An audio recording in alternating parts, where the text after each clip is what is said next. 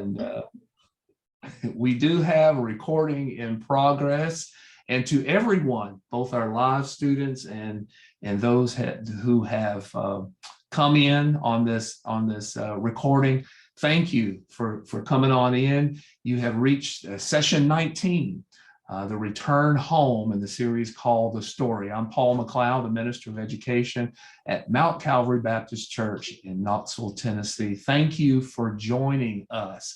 We're going to look at three things this evening. I pray that you had a chance to do your reading and do some reflecting and work in your study guide. And so one of the first things I wanted to make sure that you understood is the route of returning home. What route did they take in actually going from Babylonia, which is the country and the area of Babylon, all the way back to Jerusalem? So I'm going to show you a couple maps and show you the route that we're pretty sure that they took. The second thing is we need to understand the importance of the temple. They returned home not only to reoccupy the promised land, the land that God had promised them, but also to rebuild the temple. And if you did your reading and thought about it, you saw what took priority. They got discouraged. They started on it. They got discouraged and had to come back to it. God had to remind them of their priorities and of the priority of the temple specifically. And then the last thing is we're going to understand how God continues his plan in the upper story. I mean, something significant went on with Israel. They got put into exile, and that was very, very significant. However, that did not stop God's plan from happening in the upper story. So he's going to continue that. And so let me push a few buttons here, and we're going to start out by seeing a map of the area that we're going to take a look at. There we go. And push a couple of buttons. Great. If you look at your screen, you see a map, and I'm going to click a couple of the buttons to make it even better.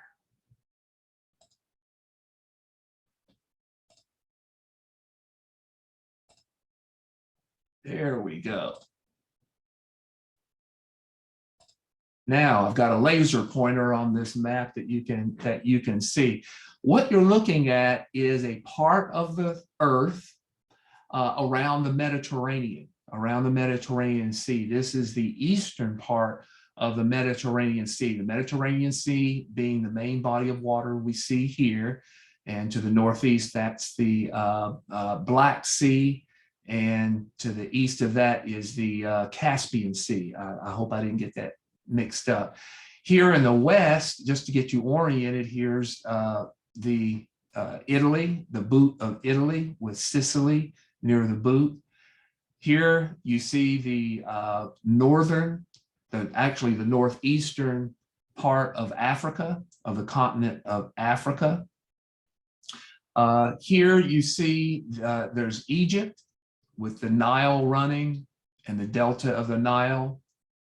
And here you see Jerusalem, and here's the large landmass of Arabia, and this is the area of the western part of Asia Minor.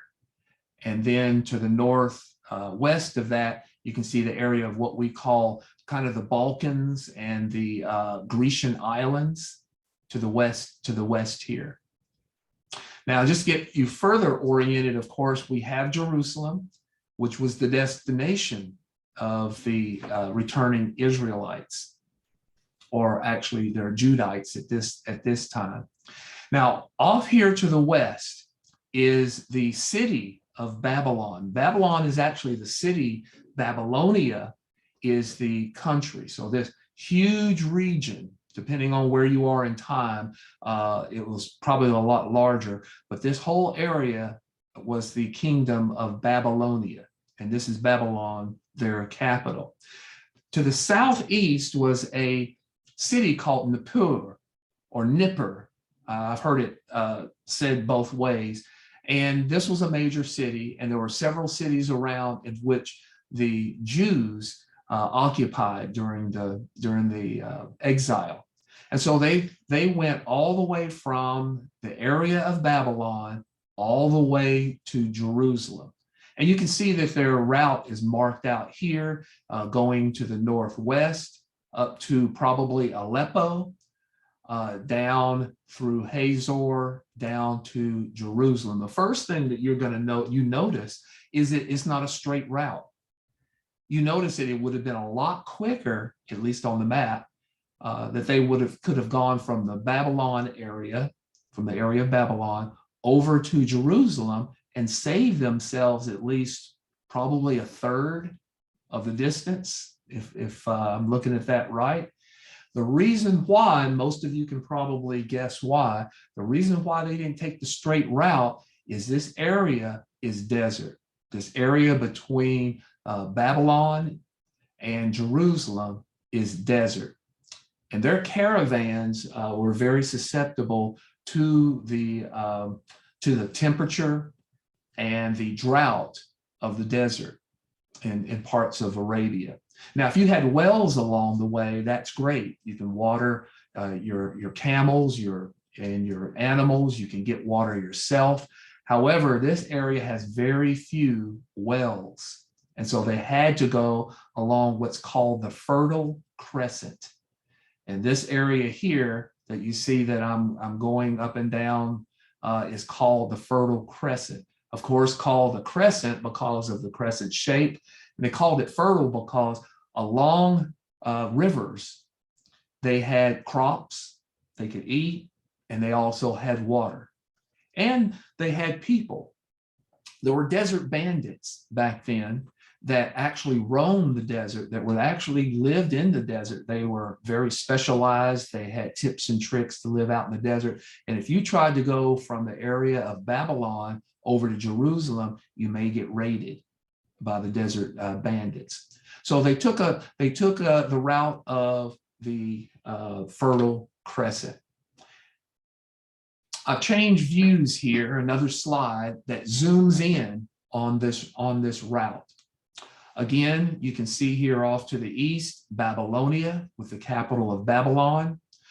To the northeast is an area called Media or Media. And they had a people called the Medes, and they become important later on. You see the area called Assyria. These people in this area, even though they got captured by Babylon or the Babylonians, they're still a people group, and there's still a region in that area called Assyria. These were the ones who came and took the northern kingdom in exile around 722 BC.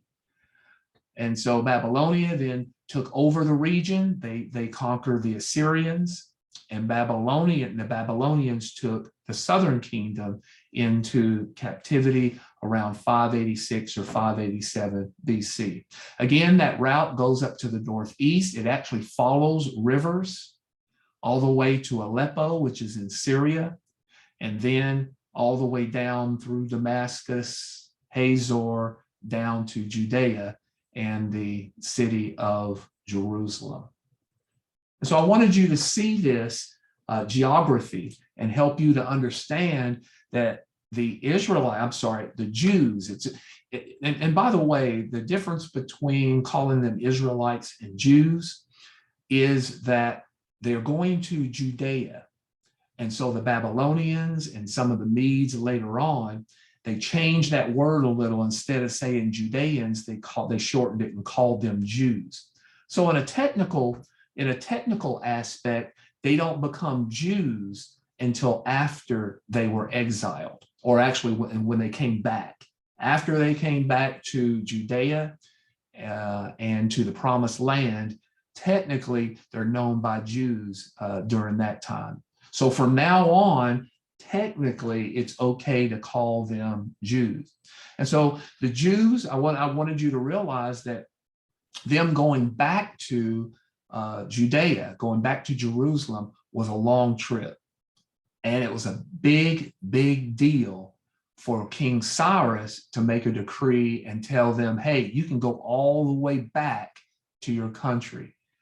And if you were in exile, let's say that you were in exile, you're living among the Babylonians, you've built houses, you've established yourself, you have a trade, you might even have a small business. All of a sudden, you have a decision to make. Are you going to stay put among the Babylonians, or are you going to take this long, long journey all the way back to your home, your homeland, all the way back to establish a new life back in the homeland? So I wanted you to realize that this was not an easy decision, probably for most Israelites or Jews to make. And so that's one of the first things that I wanted you to understand. So I hope that geography, that small geography lesson helped a little. And so what we're going to do now is we're going to take a look at the temple. This is also called, this temple that we're talking about is not the first temple. You have to realize that first, just to put things in context. And this video will show some things about that. This is a Bible Project video. But the first habitation for God in which his glory was housed here on earth was really in the Garden of Eden. That is where God, not just his glory, but his actual presence. The Genesis talks about him walking in the garden and being with Adam and Eve. Then all of a sudden, we have the tabernacle. When the Israelites were enslaved by Egypt, God delivered them. And while they were in the desert, on the way to the promised land, they took a little 40-year detour. God instructed them on making a tabernacle. We call that the tabernacle in the wilderness, or the tabernacle in the desert. And that's where God's glory actually resided, between the cherubim and the Holy of Holies. But that tabernacle was mobile.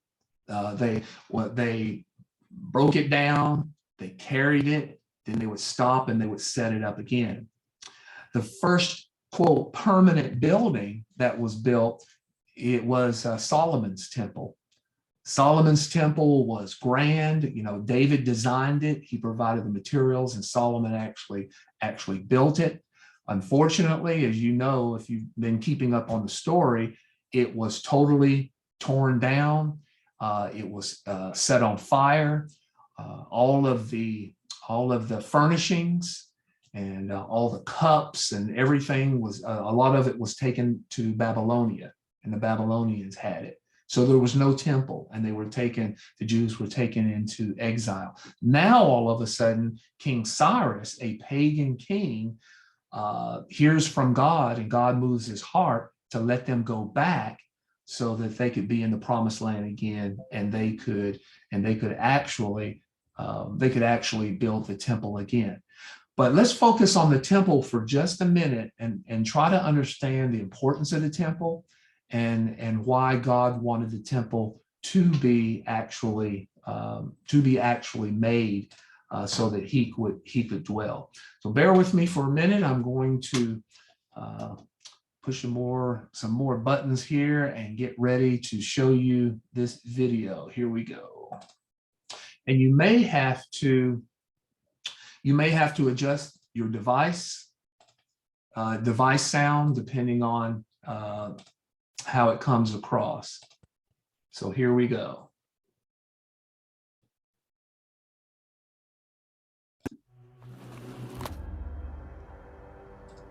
If you could go back to the city of Jerusalem during Bible times, the biggest thing you'd see is the temple.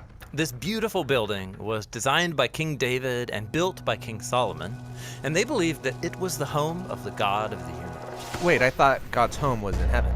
Well, the whole point of this earthly temple is that it's the place that overlaps with God's heavenly home. The temple is where God lives and rules all creation as king.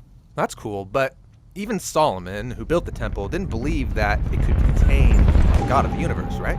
Yeah, the building was just a symbol, and it pointed to the fact that all of creation is God's temple.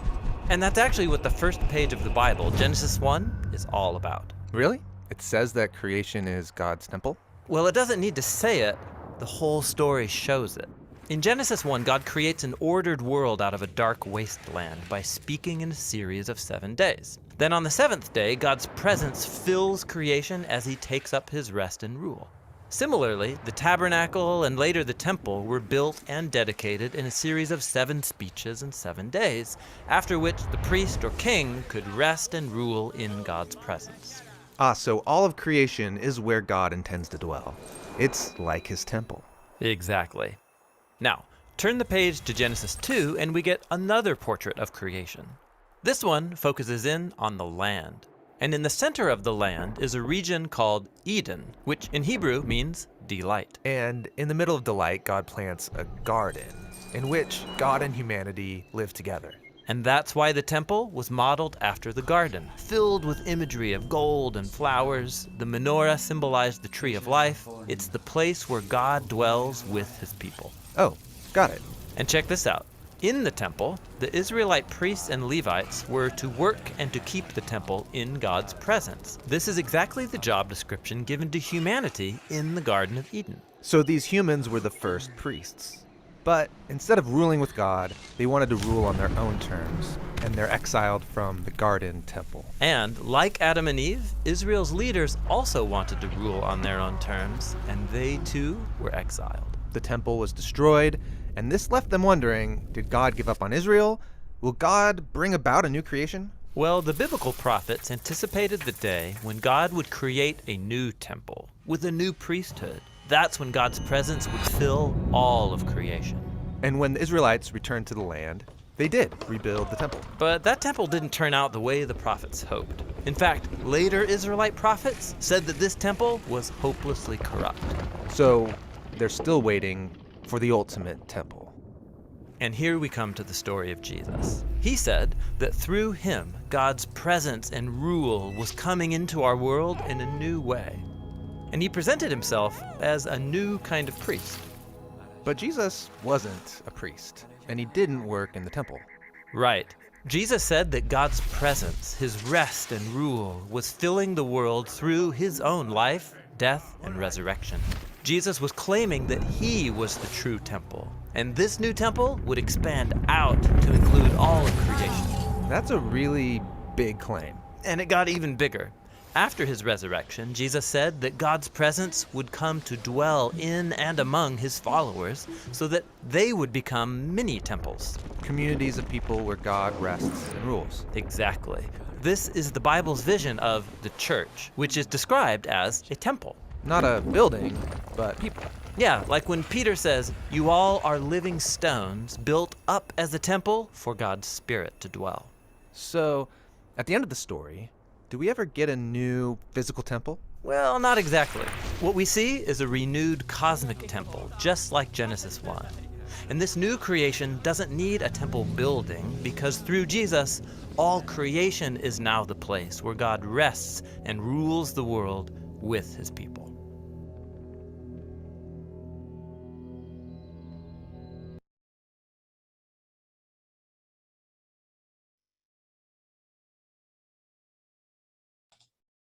So now we have a little context here in understanding the importance of the temple.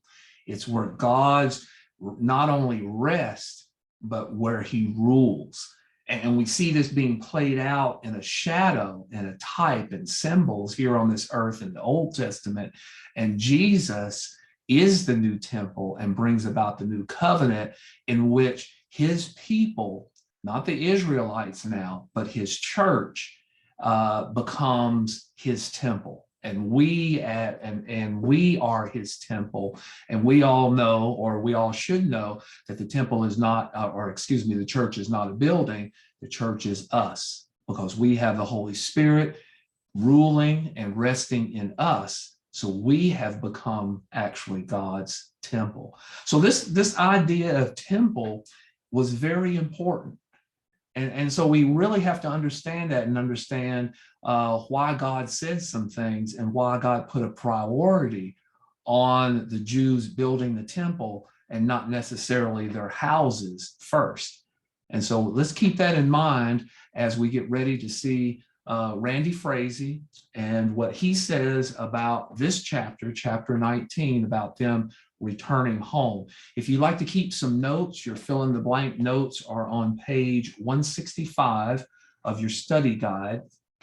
There at the bottom of page 165, you got some fill in the blanks. And so here we go with Randy Frazee.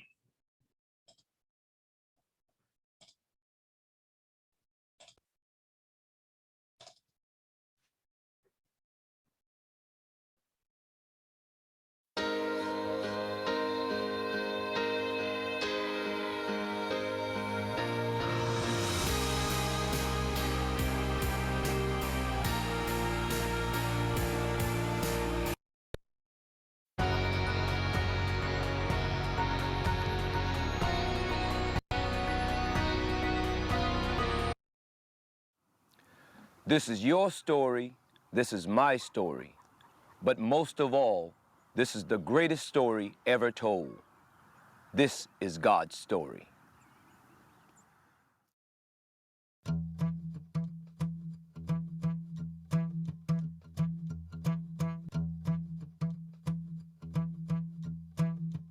In the first year of Cyrus, king of Persia, in order to fulfill the word of the Lord spoken by Jeremiah, the Lord moved the heart of Cyrus, king of Persia, to make a proclamation throughout his realm, and also to put it in writing. This is what Cyrus, king of Persia, says. The Lord, the God of heaven, has given me all the kingdoms of the earth, and he has appointed me to build a temple for him at Jerusalem in Judah. Any of his people among you may go up to Jerusalem in Judah and build the temple of the Lord, the God of Israel, the God who is in Jerusalem. And may their God be with them. And in any locality where survivors may now be living, the people are to provide them with silver and gold, with goods and livestock, and with freewill offerings for the temple of God in Jerusalem. Then the families' heads of Judah and Benjamin, and the priests and Levites, everyone whose heart God has moved, prepare to go up and build the house of the Lord in Jerusalem.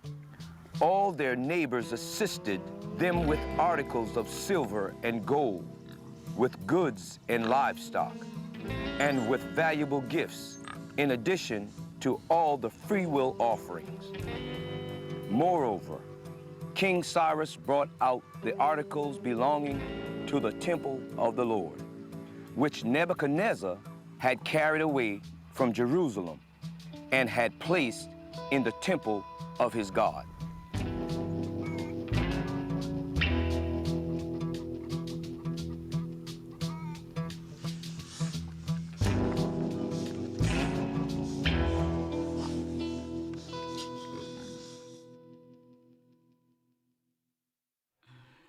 Sometimes life is all about pig slop.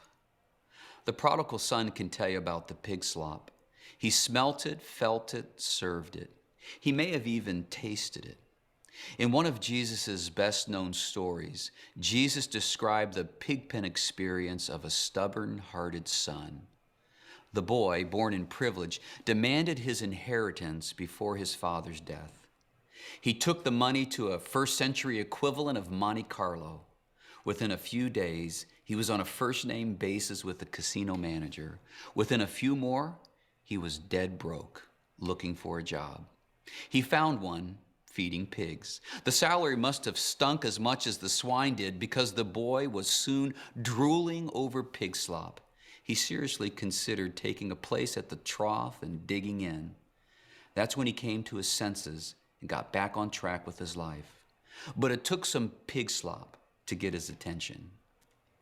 The prodigal son and pigs, the Jews and the abandoned temple foundation.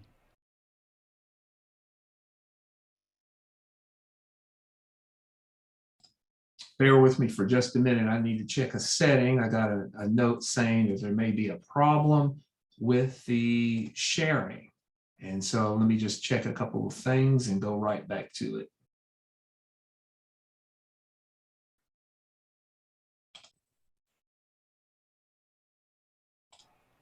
What do these stories have in common? They both focus on the answer to this question. What happens when God's big thing becomes our small thing? Stated otherwise, what does God do when we get off track? Well, here's the backstory. The children of Israel have passed the last 70 winters in Babylonian exile. Their city was razed and the beloved temple was ransacked. Except for the courage of Daniel and his 3 friends, the era would have been a shameful one.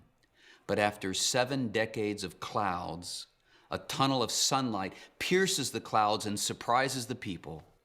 Listen to how the story of chapter 19 opens. In the first year of King Cyrus of Persia, in order to fulfill the word of the Lord spoken by Jeremiah, the Lord moved the heart of Cyrus, the king of Persia, to make a proclamation throughout his realm and also to put it in writing. This is what King Cyrus, king of Persia, says. The Lord, the God of heaven, has given me all the kingdoms of the earth and has appointed me to build a temple for him at Jerusalem in Judah. Any of his people among you, may their God be with them, and let them go up to Jerusalem and Judah and build the temple of the Lord, the God of Israel, the God who is in Jerusalem. And in any locality where survivors may now be living, the people are to provide them with silver and gold, with goods and livestock, and with freewill offerings for the temple of God in Jerusalem. God, pulling the strings from the upper story, turned the heart of King Cyrus toward the Jews and turned the Jews toward Jerusalem. He prompted the king to give the exiles permission and resources to rebuild the temple. Why? Why would God prompt such an endeavor? He knows he needs no house. God does not dwell in temples made with hands. God does not need a place to live. But he does desire a picture to use. And the temple of ancient Israel served as a picture and proof of God's big thing, his desire to dwell in the midst of his people. Think about it. Where was the temple located? In the midst of the people, smack dab in the center of the most populated pocket of Jews. Where does God want to dwell? You got it. Not in a distant mountain or isolated island. God moves into the neighborhood and sets up shop. The temple spoke volumes toward God's passion for proximity. The temple also illustrated our problem with iniquity. Could anyone enter the Holy of Holies?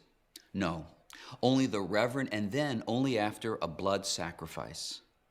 Access to the Holy of Holies came only after blood had been shed for the sins of the people. Each time a priest sacrificed a lamb, the Jews were reminded of this truth. The temple was a divine teaching aid, a daily reminder of God's passion for proximity, our problem with iniquity, God's solution, access through the shedding of blood. And now, after 7 decades without a teaching tool, it was time to rebuild it. Initially, God's big thing was their big thing. Dissenters and outsiders tried first to infiltrate and then later to discourage the temple builders. But the Jews maintained their resolve. They stayed focused on God's big thing. They made God's priority their priority. But after a few years, they began to grow weary. Perhaps the stone stacking was too tiresome, or the criticism too irksome, or maybe they began thinking of their own projects, their farms, houses, and businesses. And one by one, little by little, person by person, they turned away from God's big thing and quit working on the temple. In the lower story, God's big thing became their small thing. They concentrated on their own homes and businesses. We'll get back to the house of God, they surely reasoned, next week, next month, after the harvest, after the turn of the year. And before they knew it, 16 years came and went. 16 years, enough time for grass to grow and cover the footers of the foundation, enough time for neighboring nations to conclude that Israel's God wasn't worth any devotion, enough time for a generation of Jewish children to look at the abandoned temple like a forgotten construction project. Meanwhile, as the house of God languished, the houses of the Jews flourished. Fine paneled houses. The former exiles built businesses and enterprises, and to their surprise, grew more and more miserable by the day. Take a highlighter to the words of Haggai. Is it time for you yourselves to be living in your paneled houses while this house remains a ruin? Now this is what the Lord Almighty says. Give careful thought to your ways. You have planted much, but have harvested little. You eat, but never have enough. You drink, but never have your fill. You put on clothes, but are not warm. You earn wages, only to put them in a purse with holes in it. This is what the Lord Almighty says. Give careful thought to your ways. Go up into the mountain and bring down timber and build the house so that I might take pleasure in it and be honored, says the Lord. You know how God responds to the lethargy and misplaced priorities? You just read it. Ever wonder what God does when we make his big thing a small thing and our small thing big things? Well, now you know. Now let's be careful here. We don't need to attribute every single setback or struggle to God's discipline. No need to get philosophical over each red light or headache. There are, however, seasons of God-ordained struggles, times of exhaustive emptiness. These days exist for one purpose, to turn our hearts back to God's house. When nothing quenches our deepest thirst, when no achievements abate our restless hunger, when drought turns our fields into deserts and retirements into pocket change, what can we do? God's answer is clear. Give careful thought to your ways. Evaluate your priorities. Assess your strategies. Is God's big thing my big thing? Now, for many of you, the answer is a resounding yes. Others of you would have to give a different answer. And still others of you reading the story of the forgotten temple and thinking, that is my story. You too were released from Babylon. Like the Jews, you were set free, not of foreign captivity, but of chemical dependency, of selfish ambition, of empty days and lonely nights, the hollow pursuit of stuff. You put Babylon in your rearview mirror and came home. You gave your heart to God and your life to God's work, but then came the kids, the promotion, the transfer, the long hours, the business trips. With each passing day, you thought less and less about God's work and more about your work. Tithing became tipping. Prayers became rote quotes. You didn't forget God, but you didn't remember him either. And it could very well be that you can relate to the people of Haggai's day. Life just doesn't work like you hoped. And now, God has pulled you aside for a face-to-face.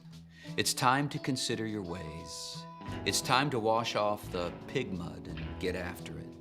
Go up into the mountains and bring down the timber and build the house. Amazingly, the Jews did. The Lord stirred up the leadership and the people got to work on the house of God, and they finished it. And God was once again living and dwelling among the people. C.S. Lewis said, put first things first, and we get second things thrown in. Put second things first, and we lose both first and second things. The prodigal son learned this. He put his Father first and was given a seat at the table. As God's plan continues to unfold to bring his ultimate solution through Israel, let us heed the challenge in our own lives to make God's big things our big thing.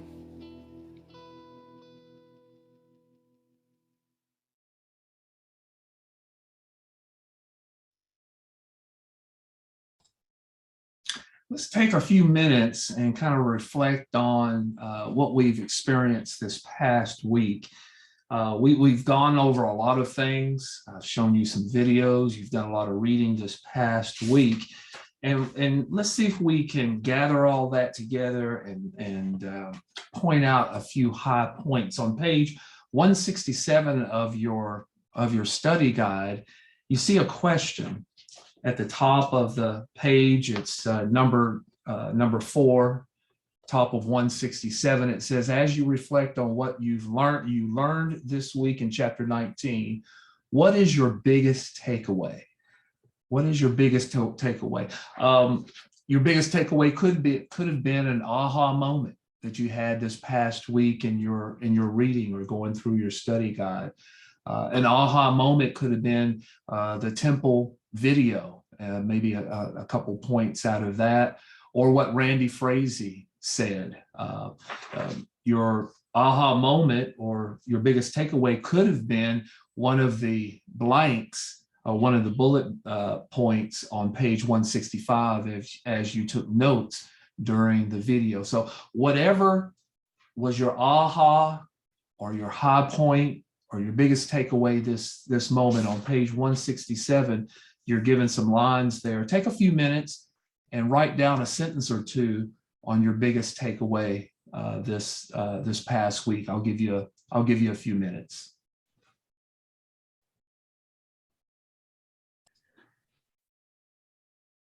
Yes. Hey, Henry. Okay, my biggest takeaway from the lesson we just went over is go back to page 165 where it says, in the Lord's story, God's big thing became their small thing. And to me, it's telling me to keep my things I do in perspective. It's all right to do certain things, but I always keep God's first and what he would have us to do. So if I always keep things in perspective, do God's work first, then everything else will fall in line. Wow. That's a pretty good takeaway there, Henry. Okay, I can go along with that. I think you're right. I think that's one of the major lessons that we can learn. I mean, it's a perfect example of God's people going back, and what a blessing of going back. And they started out strong, but they got discouraged and then started putting other priorities before the temple.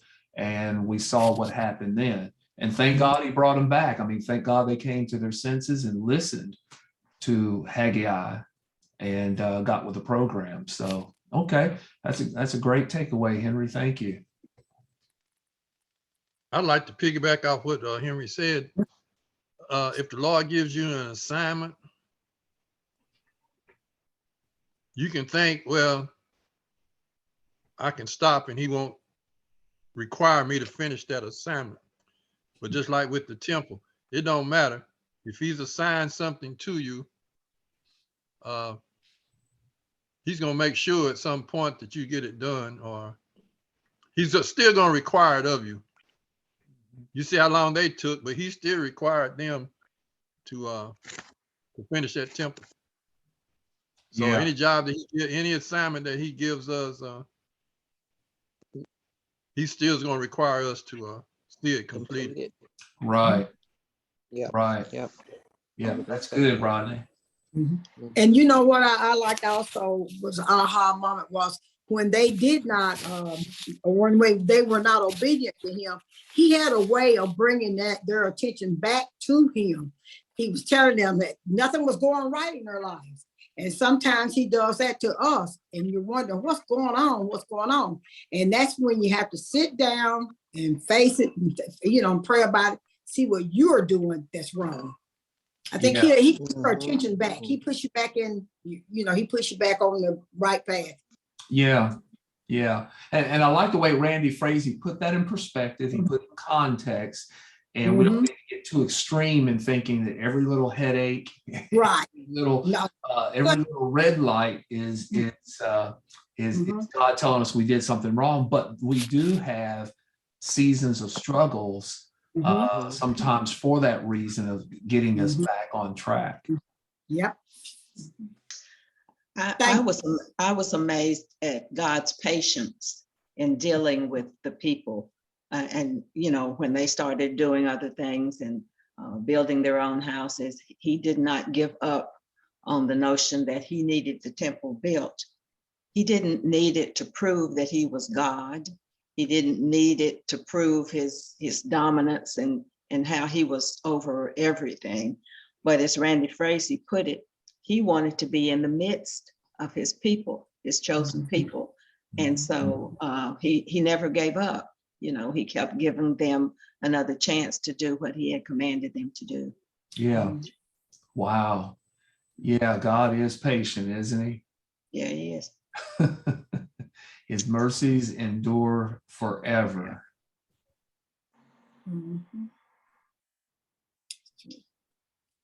True that, true that.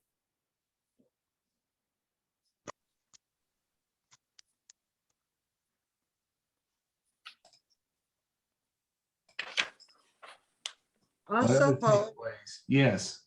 I was also impressed with Zerubbabel, how you pronounce his name? Zerubbabel? Yeah. Zerubbabel, yes. When he went back and to help build the temple, that even though the enemy that tried to destroy him, destroyed their encouragement of rebuilding, that they would even want to help. But he denied their help because he was on a mission for the Lord, and it was to be built with sincere of heart, not just anybody. Sometimes we'll drag other people into our lives to help do something that it was not their assignment. It was my assignment. Yeah.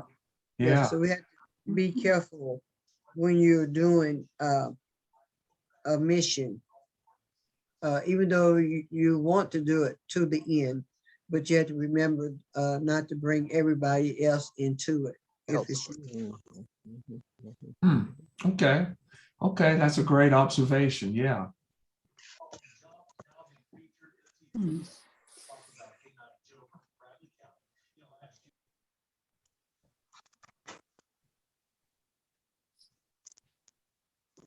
Who else would like to share? Also, Paul, how God used the kings of Babylon for his to do his will. He changed their hearts from yes, I was real impressed with that the too. type of kings they were. And when Cyrus got the letter, the scroll, and read the scroll, his heart changed, and he decided, hey, we're going to let these people go back home and build their temple to their God. He acknowledged God for who he was. And also used two prophets at the same time. And used Zechariah to tell the people, proclaim to the people what was going to take place and what they needed to do. And also Cyrus told them to take everything back that what's that guy's name? Nebuchadnezzar that Nebuchadnezzar took when they took him into captivity. He took everything back, and he was going to supply them with all the materials that they needed, wages for the workers, and livestock and everything for the temple sacrifice. So God had it in his plan. We already gave him 70 years. We told him y'all gonna be in captivity for 70 years. And after that, I'm gonna bring y'all back to me. Yeah, that is amazing. I mean, you read that story and he attributes it to God. And you realize that God used a pagan king to let them go and to supply their needs materially for the building of the temple. That's amazing. And also he supplied them with lead for their route. Everywhere they were gonna have people stop them and say, hey, y'all go. All they had to do is present the letter from the king, and they can have safe passage through. Right. Right. But isn't that what he always says? He always tells, if he gives us something to do, he'll Right. He'll see you through. he'll see us. Right. Yeah. Yeah. And so we just have to trust him and go ahead and do what he asks us to do, because he's going to give us everything necessary that we need to work with to do it. To push Right. through. Keep pushing. That's what he did with these people. Right. Mhm. Provision and Mhm. protection. Mhm. Yeah. And they did have a setback. And what I love about this story and this situation in the lower story Mhm. is that they didn't go back and just everything runs smoothly. I mean, it didn't. I mean, they went back and they got it started, and there were people who offered to help, but really were their enemies. God gave them some discernment there to say, no, we got this. Right. However, Right. it'd make it hard for them. They got discouraged. 16 years, Mhm. and they took care of their own affairs, but God got them back on track. That really shows you that sometimes it's not a straight line. Right. When we're walking this journey. Mhm. Right. But I was still amazed how he tied in the prodigal son into this story. That didn't even come to my mind. But I like the way he joined those together to give us a good picture of how we are. I like that. Yeah.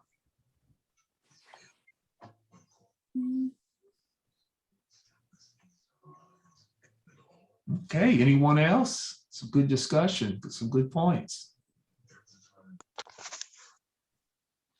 It was interesting to observe the mixed reaction of the younger generation and the older generation upon seeing the foundation of the temple. Yeah.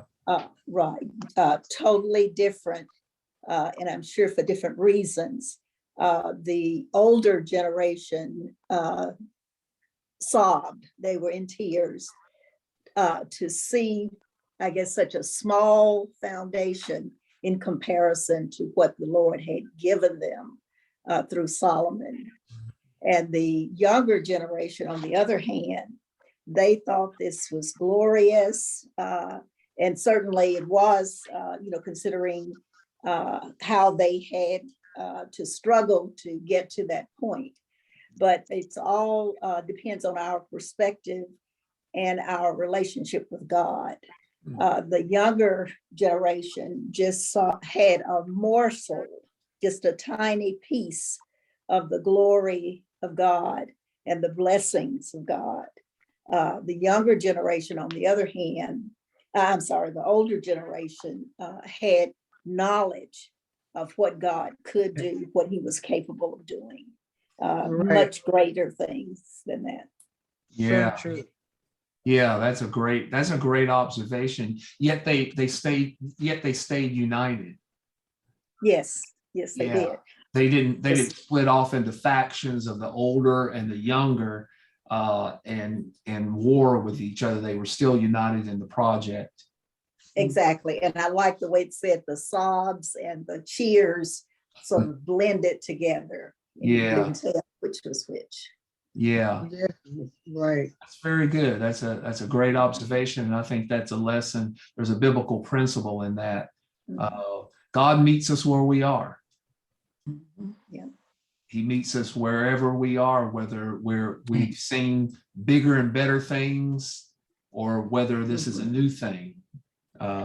He meets us where we are. That's great. Well, thank you so much for sharing, those that jumped on.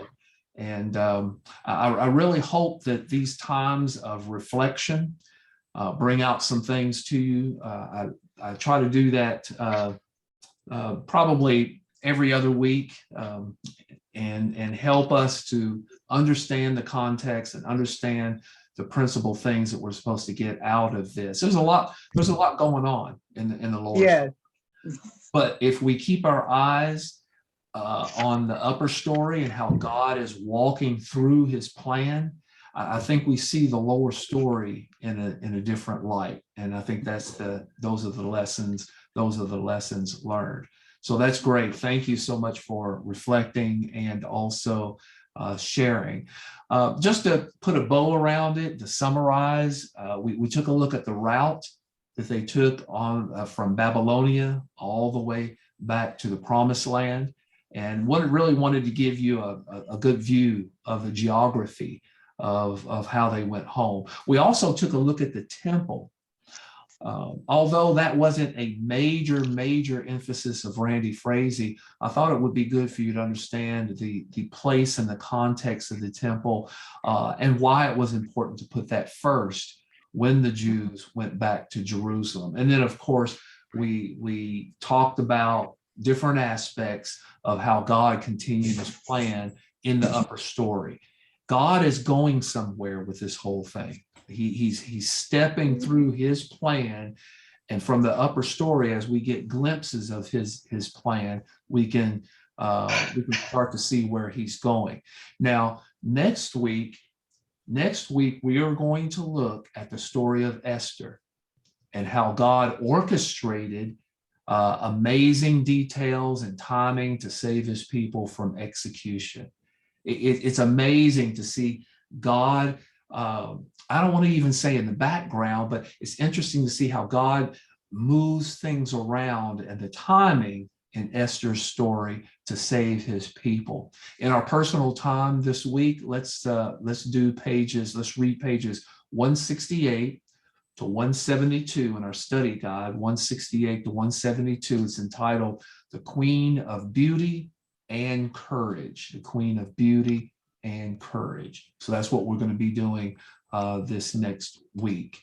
Are there any questions or comments before I stop the recording and we wrap up our session for this evening?